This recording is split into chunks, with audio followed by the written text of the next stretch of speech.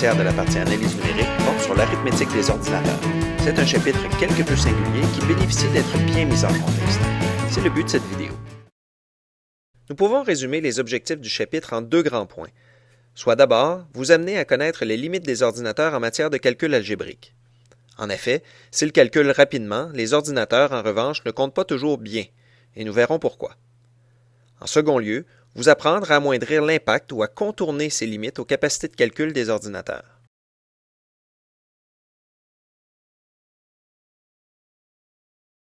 Un ordinateur, ça ne connaît que les 0 et les 1. Pour comprendre comment il peut effectuer des calculs avec des nombres réels, il importe de savoir d'abord comment il arrive à représenter ces nombres. Pour ce faire, nous devrons discuter de conversion des nombres d'une base à une autre. D'abord d'une base B quelconque, de et vers la base 10. Ensuite, avec ce que j'appelle des bases générales, où chaque symbole dans un nombre est dans une base différente. Pensez par exemple à l'heure, ou à la position d'un élément dans une matrice.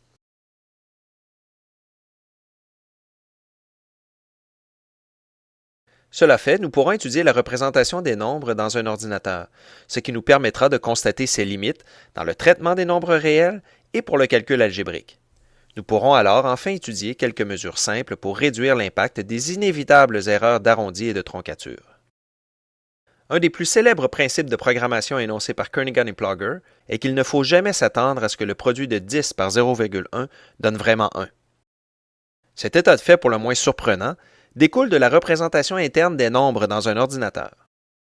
Prenons le cas des nombres en double précision, un type disponible en VBA et le seul utilisé dans R. Le modèle de représentation des nombres en double précision dans un ordinateur fait l'objet d'une norme, nommée IEEE 754. Le but des ingénieurs qui ont conçu cette norme consistait à stocker le plus d'informations possible dans un espace mémoire restreint.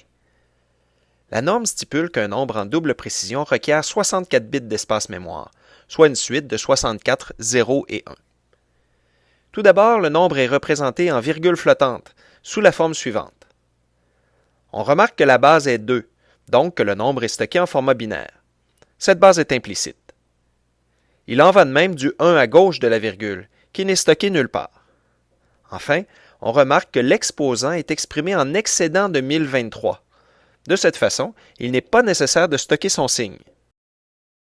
Les 64 bits sont utilisés comme suit.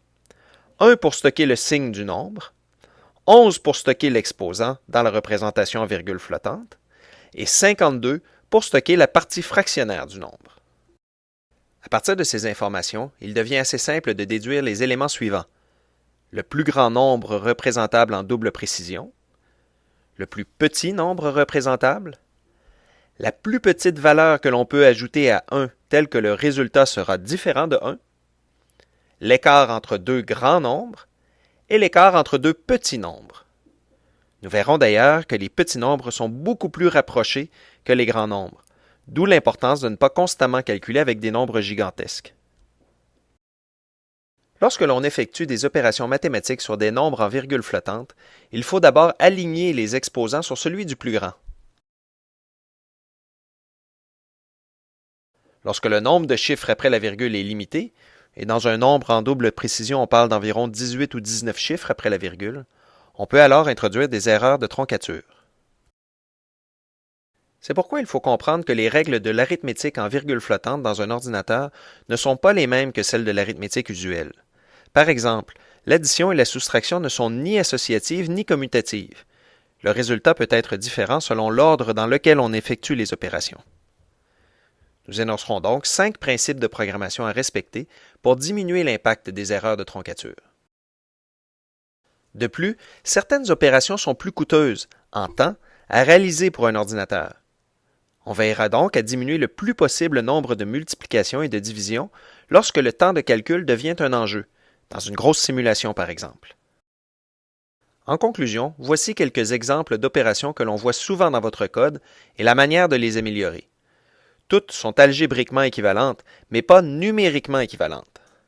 Alors, au lieu d'élever à la puissance 1/2, utilisez directement la fonction racine carrée, plus rapide et précise. Au lieu de calculer un exposant, lorsque c'est possible, inscrivez directement sa valeur et sauvez ainsi une multiplication ou une division. Le calcul de 1 sur k fois x sera plus précis si calculé sous la forme x divisé par k, surtout si k est un grand nombre. Enfin, dans une somme des xi divisée par une constante commune k, sortez la division de la somme de manière à faire une seule division plutôt que plusieurs.